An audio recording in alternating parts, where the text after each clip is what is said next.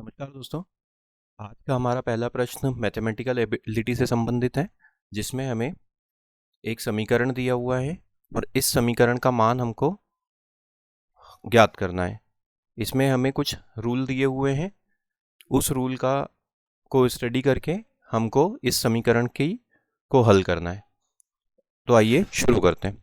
इसमें हमने क्या कहा गया है? इसमें हमें कहा गया है यदि गुणे का अर्थ है माइनस करना, मतलब जहाँ जहाँ पे भी मल्टीप्लिकेशन का साइन है वहाँ पे हम माइनस का साइन लगा देंगे। प्लस का अर्थ है गुणा करना, तो प्लस की जगह हम गुणे का साइन लगा देंगे। इसी प्रकार हमसे क्या कहा गया है? भाग देने का अर्थ है प्लस करना, तो ये का साइन लगा देंगे। और माइनस करने का अर्थ है भाग देना। तो आइए इस समीकरण को हम हल करने की कोशिश करते हैं। हमसे कहा गया है 175 minus 25 divide by 5 plus 20 multiplied by 3 plus 10। तो अब इसको हम कैसे लिख सकते हैं? जो हमको कोड दिए हुए हैं उसके अनुसार 175 माइनस की जगह हम क्या लिखेंगे? डिवाइड 25, डिवाइड की जगह हम क्या लिखेंगे? प्लस 5, प्लस की जगह हम क्या लिखेंगे? मल्टीप्लाई 20, मल्टीप्लाई की जगह हम क्या लिखेंगे? -3, और प्लस की जगह हम क्या लिखेंगे? मल्टीप्लाई 10। अब इसे बॉडमेस रूल के अनुसार हल कर लेते हैं। बॉडमेस रूल क्या होता है? बॉडमेस रूल हम सब जानते हैं कि जब भी बहुत सारे मैथमेटिकल ऑपरेशन हमको एक साथ दिए हों, जैसे multiplication, bracket, division, addition, subtraction, तो हम बॉडमेस रूल का पालन करते हैं, जिसमें सबसे पहले होता है ब्रैकेट ओपन। ब्रैकेट अगर हो तो उसको ब्रैकेट को हम हल करते हैं। फिर होता है ऑफ। ऑफ मतलब मल्टीप्लिकेशन के लिए इस्तेमाल होता है। डी मतलब डिवाइड, एम मतलब मल्टीप्लाई, ए मतलब एडिशन और एस मतलब सब्ट्रैक्शन। तो ब्रैकेट भी नहीं है, ऑफ भी नहीं है इस समीकरण में। डी है डिवाइड, तो हम सबसे पहले डिवाइड करेंगे। तो 175 में अगर 25 का भाग दे तो क्या होता है? 7 आता है। 7 फिर से इक्वेशन लिख लेते हैं, 5 गुणित 20 माइनस 3 गुणित 10। डिवीजन के बाद होता है डिवीजन के बाद क्या आता है? मल्टीप्लाई। अब इस समीकरण में जहाँ जहाँ पे भी मल्टीप्लिकेशन हो रहा है, जहाँ जहाँ पे भी गुणा हो रहा है, हम वो हल कर लेंगे। तो 7 धन 5 और 20 का गुणा किया तो 100 मिला, -3 और 10 का गुणा किया तो 30 मिला। इसके बाद हमको क्या करना रहता है? इसके बाद एडिशन करना रहता है। तो एडिशन करेंगे तो क्या मिलेगा हमको? 100 और 7 को ऐड किया तो 107 माइनस 30। अब इस समीकरण को हल करेंगे तो क्या मिलेगा? 107 में से 30 घटाने पे 77। तो इस प्रश्न का सही उत्तर हो जाएगा ऑप्शन नंबर 1, 77। आइए बढ़ते हैं अगले प्रश्न की ओर। अगले प्रश्न में हमसे कहा गया है संबंधित अक्षर समूह का चयन करना है। इसमें हमें कुछ अक्षर समूह दिए हुए हैं और उसमें शुरू के 2 अक्षरों में जो संबंध है वह संबंध को स्टडी करके, वो लॉजिक को स्टडी करके हमें क्वेश्चन मार्क के स्थान पे आने वाली लेटर्स का समूह ज्ञात करना है। तो इसमें हमें क्या दिया गया है? सी, उसके अनुपात में सामने दिया गया हुआ है GD। सी से सी, एक सी के बाद जी आया है और दूसरे सी के बाद डी आया है। अब अगर हम जानते हैं कि अंग्रेजी वर्णमाला में हर एक लेटर का एक प्लेस वैल्यू होता है। जैसे ए का होता है 1, बी का होता है 2, सी का होता है 3, और इसी प्रकार एक्स का होता है 24, वाई का होता है 25 और जेड का होता है 26। कुल मिला के 26 लेटर होते हैं अंग्रेजी वर्णमाला में। अब अगर हम यहाँ पे देखें तो यहाँ दिया हुआ है सी का क्या प्लेस वैल्यू होता है? सी का प्लेस वैल्यू होता है 3, और यहाँ पे भी है 3, और उसके अनुपात में जी का प्लेस वैल्यू क्या होता है? जी का प्लेस वैल्यू होता है 7, और डी का प्लेस वैल्यू होता है 4। तो यहाँ क्या हुआ है?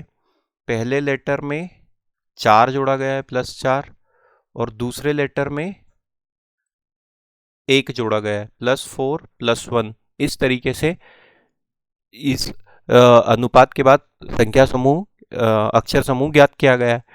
तो अब अगर हमें यहाँ पे दिया हुआ है एल, और एल के बाद हमसे कहा गया है कि क्वेश्चन मार्क के स्थान पे क्या आएगा, तो पहली संख्या में 4 जोड़ेंगे तो एल +4, और दूसरी संख्या में 1 जोड़ेंगे एल +1 करेंगे।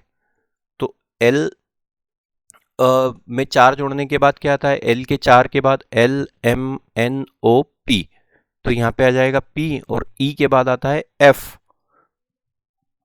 एल की प्लेस वैल्यू होती है 12, और P की होती है 16, E की होती है 5, और F की होती है 6। तो इस प्रकार से इस प्रश्न का उत्तर क्या हो जाएगा, PF। ऑप्शन नंबर 1 हमारा सही उत्तर हो जाएगा। आइए बढ़ते हैं अगले प्रश्न की ओर। हमें यहाँ पे ऑड पेयर को चुनना है, जिसमें हमसे कहा गया है कि 3 विकल्प इस प्रश्न में जो हमें 4 विकल्प दिए हुए हैं उसमें से 3 एक निश्चित लॉजिक और निश्चित रीजनिंग को फॉलो कर रहे हैं, और एक उनमें से भिन्न है, हमको वही चुनना है।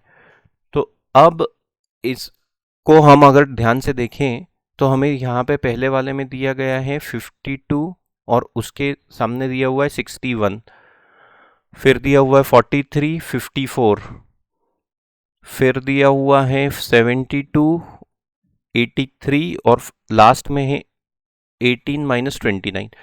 इन संख्या युग्म को ध्यान से देखने पे हम पाते हैं कि इनके बीच का जो अंतर है वो काफ़ी ज़्यादा बड़ा है या छोटा नहीं है। जैसे कि जो नंबर्स हैं वो एकदम से काफ़ी बड़े या एकदम से काफ़ी छोटे नहीं हो रहे हैं। यहाँ पे 52 है, यहाँ 61 है, 43 है, 54 है, 72 है, 83 है। तो इसका अर्थ ये होता है कि हमें हमारा जो उत्तर है वो माइनस या प्लस वाली ट्रिक से मिलने की संभावना ज़्यादा है। तो अब हम इसे माइनस या प्लस करने की कोशिश करते हैं। तो 61 में से अगर हम 52 में से 62 और 61 और 52 का अगर हम डिफरेंस निकालें तो कितना होता है, 9। 61 में से 9 घटाने पे 52 मिलता है। इसी प्रकार अगर हम 54 में से 43 घटाएं तो हमको क्या मिलता है, 11। 73 में से 83 में से 72 घटाने पे क्या मिलता है, 11, और 29 में से 18 घटाने पे क्या मिलता है, 11। तो नीचे की 3 संख्याएं जो दिए हुए, जो पेयर दिया हुआ है उनका अंतर 11 है, और ऊपर वाली संख्या युग्म में संख्याओं का अंतर 9 है। तो ऑप्शन नंबर 1 हमारा सही उत्तर हो जाएगा। इस प्रकार के प्रश्न जब भी आते हैं श्रृंखला से संबंधित, तो हमें यही देखना रहता है कि संख्याओं का अंतर कितना है, कौन सी संख्या एकदम से बड़ी या एकदम से छोटी हो रही है, तो हमें उत्तर ढूंढने में आसानी होती है। आइए बढ़ते हैं अगले प्रश्न की ओर। अगले प्रश्न में हमसे कहा गया है, अभिनव ने अपने घर से दौड़ना शुरू किया। पहले वह पश्चिम की ओर 12 किलोमीटर दौड़ा, फिर वह उत्तर की ओर मुड़ गया और उस दिशा में 16 किलोमीटर दौड़ा। वह अपने घर से कितनी दूर है और किस दिशा में? दिशा से संबंधित प्रश्न है। सबसे पहले जब दिशा से संबंधित प्रश्न आता है तो हमें क्या करना पड़ता है, डायरेक्शन का चार्ट बनाना होता है। हम जानते हैं कि सब प्लस का साइन बनाते हैं हम, जिसमें इस दिशा में हमेशा नॉर्थ, इस तरफ नॉर्थ दिशा होती है नॉर्थ, उसके विपरीत में साउथ दिशा होती है। फिर राइट हैंड साइड पे ईस्ट या पूर्व दिशा होती है, और लेफ्ट हैंड साइड पे वेस्ट या पश्चिम दिशा होती है। अब हमसे क्या कहा गया है प्रश्न में, हमसे कहा गया है अभिनव नाम का एक व्यक्ति है, उसने पहले पश्चिम की ओर दौड़ना शुरू किया। तो मान लेते हैं ये उसका स्टार्टिंग पॉइंट है, point number A starting point है। अब उसने पश्चिम की तरफ दौड़ना शुरू किया, मतलब लेफ्ट हैंड साइड की तरफ दौड़ना शुरू किया, और कितना दौड़ा, 12 किलोमीटर दौड़ा। तो ये यहाँ से मान लेते हैं यहाँ पे उसका सेकंड पॉइंट है, जब उसने 12 किलोमीटर की दूरी तय कर ली। तो ए से बी तक की दूरी कितनी हो गई, 12 किलोमीटर, ये पश्चिम दिशा है। अब उसने क्या किया, फिर वह उत्तर की ओर मुड़ गया। इस बिंदु पे आने के बाद वह उत्तर की ओर मुड़ा और 16 किलोमीटर दौड़ा। तो यहाँ पे आने के बाद वह उत्तर मतलब ऊपर की तरफ जाएगा और कितना दौड़ेगा, 16 किलोमीटर। मान लेते हैं ये बिंदु सी है। तो ये दूरी कितनी है, हमसे कहा गया है 16 किलोमीटर है। अब हमसे क्या पूछा गया है, अभिनव अपने घर से कितनी दूर है और किस दिशा में। ये उसका घर था स्टार्टिंग पॉइंट, और उसका एंड पॉइंट अभी यहाँ पे है, तो हमसे पूछा गया है वो कितनी दूर है और किस दिशा में। तो इसका मान हमको, ये डॉटेड लाइन की दूरी हमको ज्ञात करनी है और दिशा ज्ञात करनी है। तो अब अगर हम इस आकृति को गौर से देखें तो ये एक समकोण त्रिभुज बन जाती है। तो इसमें, जिसमें आधार 12 किलोमीटर है और लंब जो है वो 16 किलोमीटर है, तो हमको एक कर्ण की, हाइपोटेनस की वैल्यू पाइथागोरस थ्योरम से निकालनी है। तो बहुत आसानी से हम निकाल लेते हैं। पाइथागोरस थ्योरम में क्या होता है, आधार और लंब का वर्ग के वर्गों का योग, मतलब 12 का वर्ग धन 16 का वर्ग बराबर, इस ये दूरी मान लेते हैं x है, तो x का वर्ग, बस इसको हल करना है। तो x का वर्ग बराबर 144 धन 16 का वर्ग होता है 256, तो x का वर्ग बराबर, इन दोनों को जोड़ते हैं तो 400 मिलता है। और इसको हम कैसे लिख सकते हैं, x बराबर 400 का वर्गमूल, तो ये हो जाता है 20। तो x का मान हो जाता है 20 किलोमीटर। अब हमसे दिशा भी पूछी है, किस दिशा में। वो अभी यहाँ पे उसका घर है और वो यहाँ खड़ा हुआ है। तो अगर हम डायरेक्शन चार्ट में जाएं तो ये कैसा बन रहा है, वो ये घर है और वो इस दिशा में है। तो ये दिशा कौन सी हो जाती है, नॉर्थ और वेस्ट के बीच में, ये दिशा हो जाती है नॉर्थ वेस्ट, उत्तर पश्चिम, नॉर्थ वेस्ट दिशा में। और कितनी दूर है, 20 किलोमीटर। 20 किलोमीटर नॉर्थ वेस्ट दिशा, ऑप्शन नंबर 4 हमारा सही उत्तर हो जाएगा। आइए बढ़ते हैं अगले प्रश्न की ओर। अगले प्रश्न में हमें एक नंबर सीरीज का प्रश्न दिया हुआ है, जिसमें हमें क्वेश्चन मार्क के स्थान पे आने वाला अंक या संख्या ज्ञात करनी है। अब हमने जैसे पहले डिस्कस किया था, हम जानते हैं कि इस जब भी नंबर सीरीज का या इस प्रकार का प्रश्न आता है तो हमें क्या देखना चाहिए, संख्याओं के बीच में अंतर कितना है, संख्याएं एकदम से बड़ी है, एकदम से छोटी तो नहीं हो रही है। तो इस श्रृंखला में भी ऐसे ही है कि संख्याओं के बीच में काफ़ी बड़ा अंतर नहीं है, संख्याएं एकदम से बड़ी या छोटी नहीं हो रही है। तो हमें प्लस या माइनस वाले ट्रिक से ही हमारा आंसर मिलने की संभावना ज़्यादा है। अब अगर हम इन संख्याओं को गौर से देखें तो हमें पहले कहा गया है 1, 5, 2, 6, 3, 7। 1 से 5 में 4 का अंतर है, पहले 4 बढ़ा, फिर 2 से 5 से 2 में 3, मतलब 3 कम हुआ, फिर यहाँ पे 2 से 4 में 4 बढ़ा, फिर 3 कम हुआ, फिर 4 बढ़ा। तो इस तरीके से हमें देखें तो कोई एक सीरीज यहाँ पे समझ में नहीं आ रही है। यहाँ से यहाँ तक 4 का अंतर है, यहाँ से यहाँ तक -3 का अंतर है, यहाँ से यहाँ तक फिर 4 का अंतर है, यहाँ से यहाँ तक फिर -3 का अंतर है, यहाँ से यहाँ तक 4 का अंतर है। तो एक ट्रिक तो ये बनती है कि हम इसमें कैसा बन हो रहा है अंतर, 4 - 3, 4 - 3, 4 - 3। तो अगर यहाँ से अगर हम -3 कर दें तो कितना, कौन सी संख्या मिलेगी हमको, 7 में से 4 घटाने पे, 7 में से 3 घटाने पे 4 मिलेगी। तो उत्तर हमारा ऑप्शन नंबर 3 हो जाएगा, जिसमें हमें 4 मिलेगा। इस तरीके से इसको हल कर सकते हैं। दूसरा तरीका इसको हल करने का, एक और तरीका है, मैं बताता हूं आपको। 1, 5, 2, 6, 3, 7।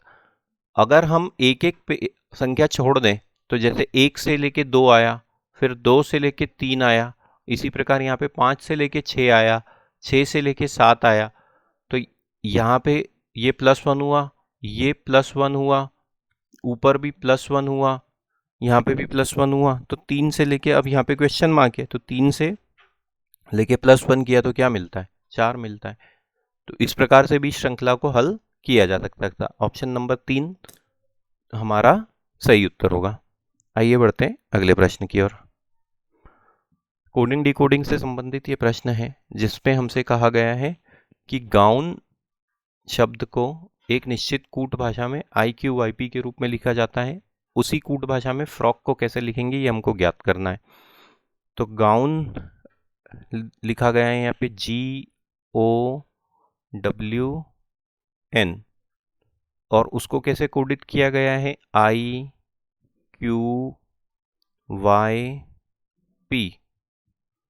अब G से लेके अगर I तक आना है तो हमें क्या करना पड़ेगा, GHI, जी के बाद आएगा एच और उसके बाद आएगा आई, मतलब दो संख्याएं, दो लेटर आगे बढ़े हैं यहाँ पे।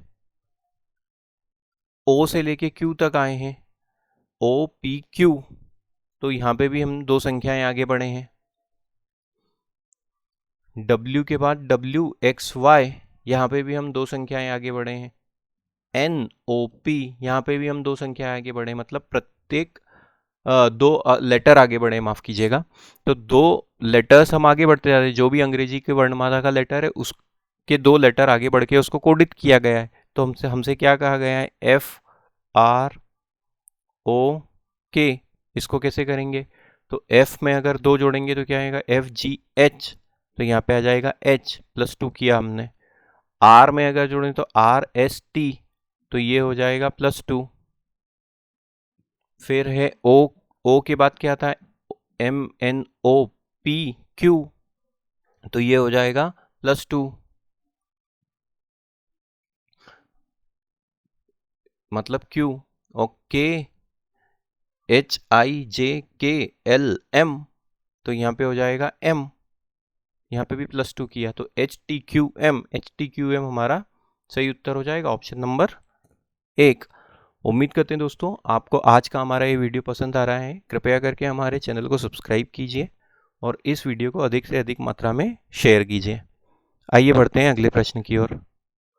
फिर से एक नंबर सीरीज का प्रश्न दिया गया है हमें और हमसे कहा गया है कि क्वेश्चन मार्क के स्थान पे आने वाली संख्या हमको ज्ञात करनी है।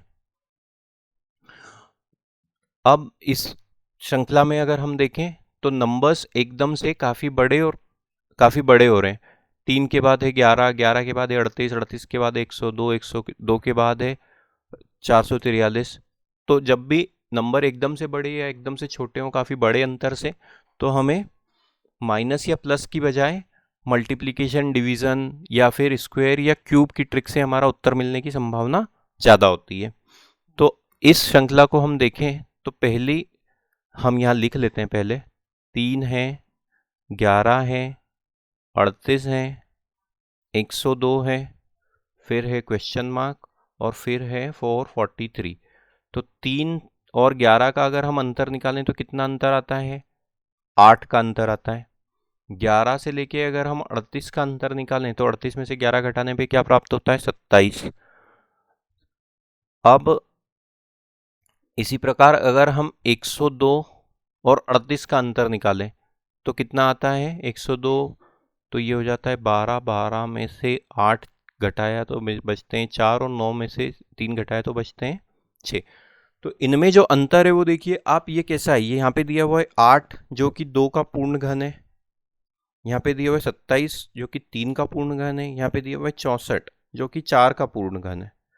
तो संख्याओं के बीच का जो अंतर है वो इस घन के रूप में बढ़ रहा है। 2 के घन, फिर 3 का घन का अंतर है, फिर 4 का घन का अंतर है। तो यहाँ पे क्या हो जाएगा, यहाँ पे 5 के घन का अंतर आ जाएगा। 5 का घन क्या होता है, 5 का क्यूब क्या होता है, 5 का क्यूब होता है 125। तो 102 में 125, यहाँ पे क्या हुआ, यहाँ पे 8 जोड़ा और 11 मिला, यहाँ 27 जोड़ा और 38 मिला, यहाँ 64 जोड़ा 102 मिला। तो 102 और 125 को जोड़ेंगे तो क्या मिलेगा, 102 और 125 को जोड़ने पे मिलता है 227।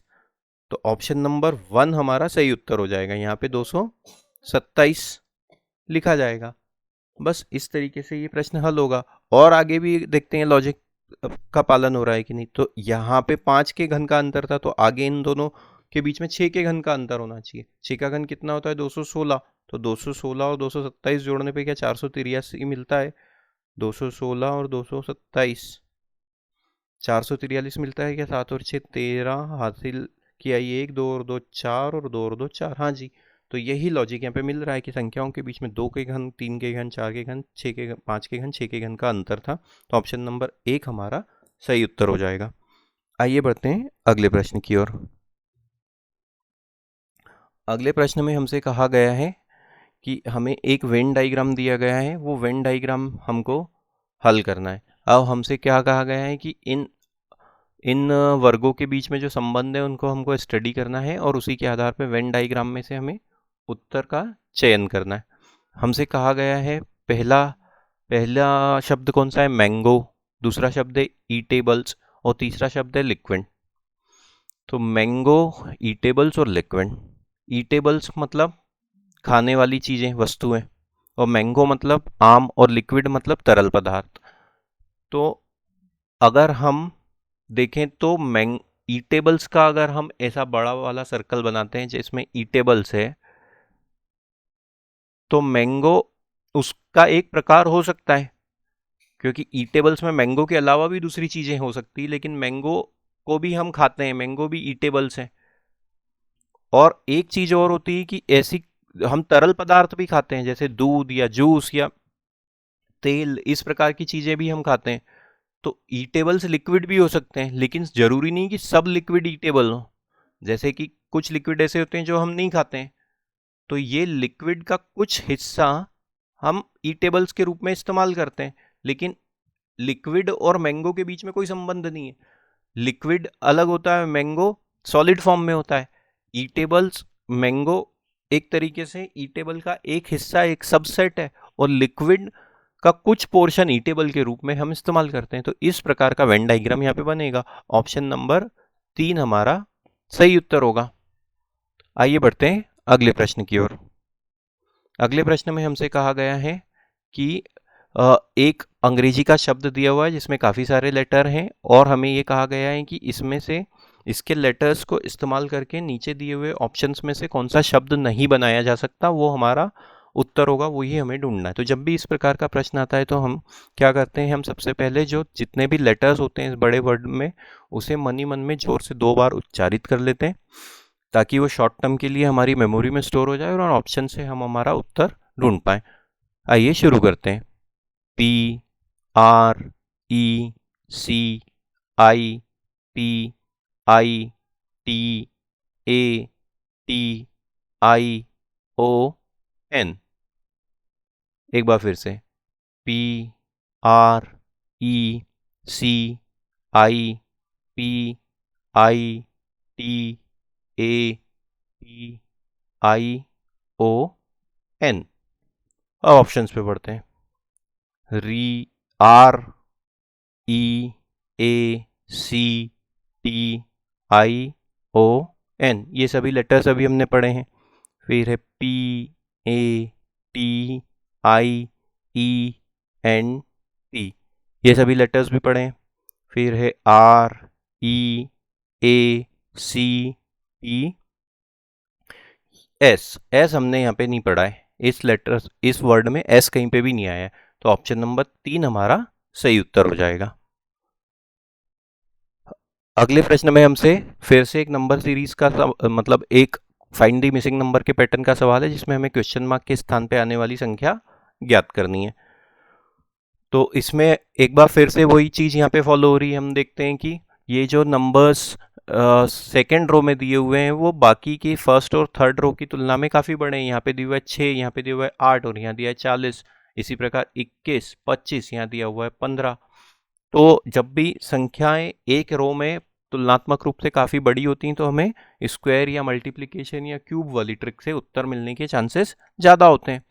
तो अब हमसे कहा गया है, पहली रो में है 6, पहले कॉलम में 6, 40 और 8। अब हम ये देखते हैं कि 6 और 8 से हम 40 कैसे ला सकते हैं, ये हमें देखना है। तो अगर हम इन दोनों का गुणा कर दें तो क्या मिलता है हमें, 6 8 48, और 48 में से अगर हम 8 घटा दें, ये संख्या घटा दें, तो हमें बीच वाली संख्या मिल सकती है। तो क्या करना है, हमें पहली और तीसरी संख्या का गुणा करना है, 6 गुणित 8, और उसमें से दूसरी संख्या तीसरी रो वाली संख्या घटानी है, -8। तो हमको क्या मिलता है, 40 मिलता है। देखते हैं यही ट्रिक यहाँ पे भी लग रही है क्या। तो पहली संख्या है इसमें 21 और दूसरी संख्या है 25, माइनस दूसरी संख्या अगर हम करें 25, तो हमको क्या मिलता है, 21 और 25 का गुणा करने पे हमको मिलता है 525। 25 एकम 25 के 5 हासिल क्या है 2, 25 दूना 50 और 2 52, ठीक है, -25। तो ये क्या मिलता है 500। तो यहाँ पे भी यही लॉजिक लगा हुआ है, इन दोनों संख्याओं का गुणा किया है और नीचे वाली संख्या को घटाया है। तो इधर क्या हो जाएगा, इधर भी यही हो जाएगा। मान लेते हैं क्वेश्चन मार्क के स्थान पे x संख्या, तो यहाँ पे क्या दिया हुआ है, 14 गुणित x -7 बराबर क्या आ जाएगा, नहीं माफ कीजिएगा, 14 गुणित 7 माइनस 7 बराबर x है। तो क्या हो जाएगा, 14 सती 98, 98 माइनस 7 बराबर x, तो x बराबर क्या हो जाएगा 91। ऑप्शन नंबर 2 हमारा सही उत्तर हो जाएगा। उम्मीद करते हैं दोस्तों आपको आज का हमारा ये वीडियो पसंद आया होगा। कृपया करके हमारे चैनल को सब्सक्राइब कीजिए और इस वीडियो को अधिक से अधिक मात्रा में शेयर कीजिए। इसी प्रकार के वीडियोस और पाने के लिए हमारे चैनल से जुड़े रहिए। Thank you.